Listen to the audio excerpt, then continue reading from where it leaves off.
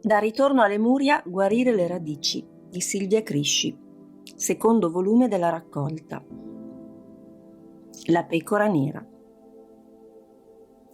Sulla terra, con questo termine, spesso si intende il componente della famiglia considerato e trattato come un intruso, perché colpevole di non assomigliare agli altri membri. Quest'anima e la sua personalità sono molto differenti tra loro prima che avvenga il risveglio. La personalità appare fragile, spesso presenta scarsa autostima e consapevolezza di sé e del suo ruolo. Si nasconde per non dare fastidio, si percepisce sbagliata, inutile, inaccettabile e soprattutto molto sola. Se non ha almeno un alleato nella propria famiglia o comunque nella vita, faticherà sempre a comprendere il suo ruolo e potrebbe finire per soccombere alle richieste dei familiari. La sua colpa è quella di non avere l'atteggiamento, le credenze e gli obiettivi dei suoi familiari, che lo sottopongono ad un costante confronto dal quale esce sempre perdente. Spesso questo tipo di dinamica la si ritrova tra fratelli, soprattutto quando uno dei due è maggiormente in linea con le aspettative dei genitori e l'altro no. In questo caso parte una serie di confronti in ogni ambito della vita: abbigliamento, indirizzo di studio, voti scolastici, obiettivi lavorativi e personali e così via.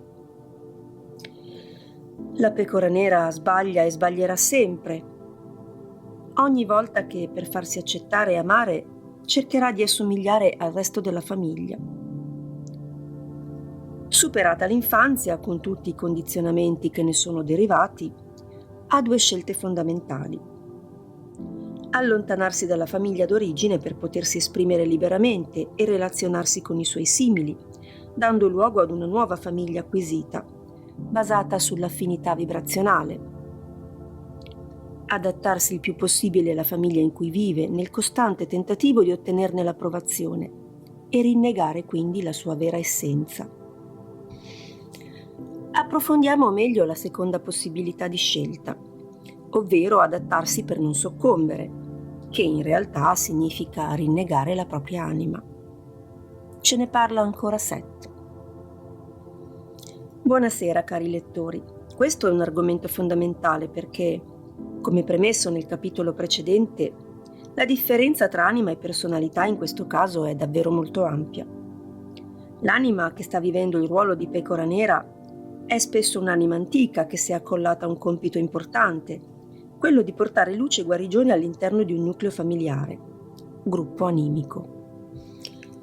La sua saggezza ed esperienza la rendono molto differente a livello di frequenza rispetto al resto della famiglia, che sente questa diversità, ma non essendo in grado di comprenderla a livello profondo, la rifiuta e la razionalizza, giudicandola inferiore o comunque inaccettabile. Fino a quando quest'anima non si risveglierà, non ricorderà chi sia e quale sia il proprio ruolo, vivrà in balia del giudizio altrui, se ne rammaricherà, ne soffrirà e comincerà a credere a tutto ciò che gli viene detto, sentendosi sbagliata. So che molti di voi si sono spesso domandati: cosa c'entro io con questa famiglia? Oppure si sono detti: devo essere capitato qui per sbaglio perché non c'entro niente.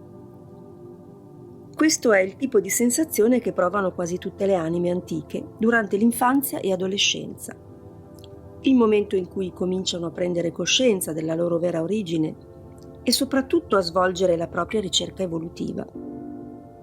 Fino a quel momento possiamo dire che la famiglia è il sopravvento e con il suo atteggiamento quasi sempre riesce a mettere in atto una serie di condizionamenti che, per essere smontati, richiederanno una grande determinazione. L'anima antica conosce il suo ruolo, attinge alla sua saggezza e intende mantenere la promessa fatta di farsi carico della crescita a livello evolutivo del gruppo di anime a cui appartiene. Sa di essere in grado, ha raccolto la sfida definendo la parte della sua missione, ma purtroppo la sua personalità non lo ricorda. Questa riesce solo a sentire il peso delle critiche, il costante giudizio, il senso di vuoto e isolamento che la costringono a fingersi diversa, più simile agli altri membri della famiglia, per sentirsi amata. Ancora non ha coscienza del suo potere co-creativo e quindi si percepisce vittima di un sistema che non comprende e dal quale non si sente compresa. Per questo spesso si chiede: ma perché proprio io? Cosa ho fatto di male per meritare una famiglia del genere? Di male non ha fatto nulla, mentre di bene ne potrebbe fare molto, ma se sceglierà di adeguarsi e indossare una maschera, questo non porterà nulla di buono per nessuno. Accade spesso che una personalità così in difficoltà, soprattutto nelle relazioni, decida di adattarsi alle richieste che la famiglia e la società le propone, soffocando così la voce di un'anima che sa benissimo quale sia la propria missione, ma non riesce a farsi ascoltare. La persona comincia a frequentare corsi di studio che non corrispondono alle sue inclinazioni, poi troverà un lavoro seguendo la logica della convenienza e successivamente potrebbe decidere di mettere su famiglia, sempre per rientrare nei canoni di una società che vi vuole tutti omologati. Non sto dicendo che queste scelte siano di per sé ostacoli al risveglio.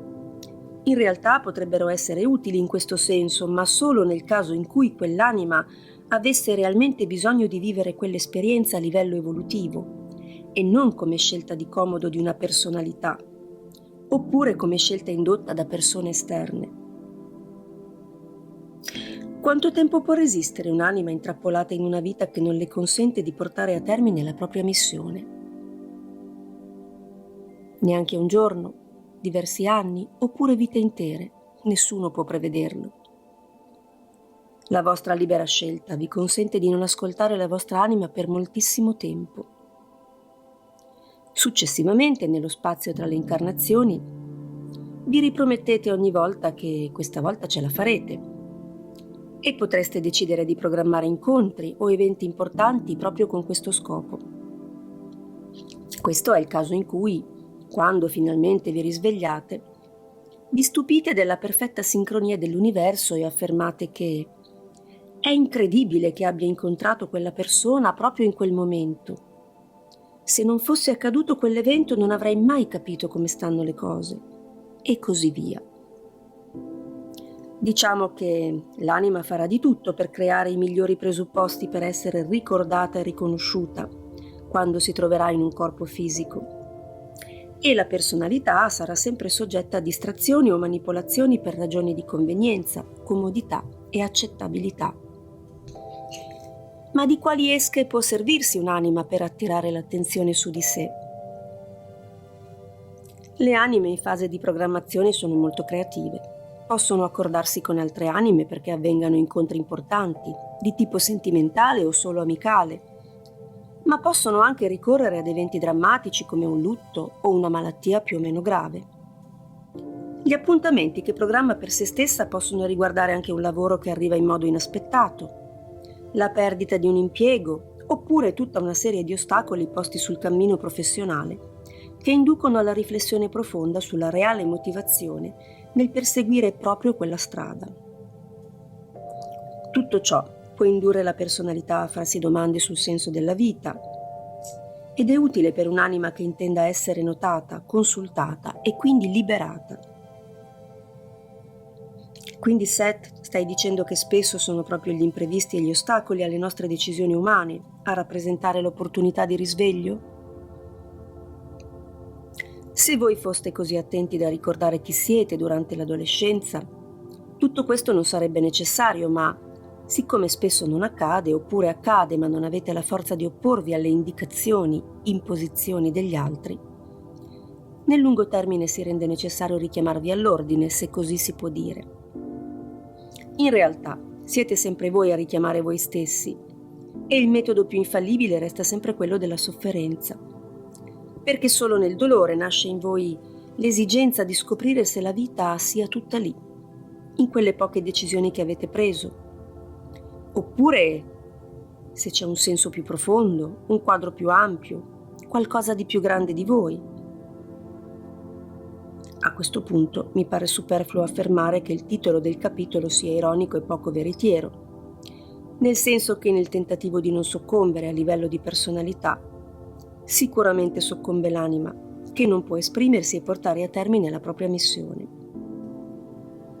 Adattarsi significa rinnegare la propria origine, privarsi della consapevolezza necessaria per esercitare il proprio potere di co-creazione e ovviamente non porterà alcuna guarigione.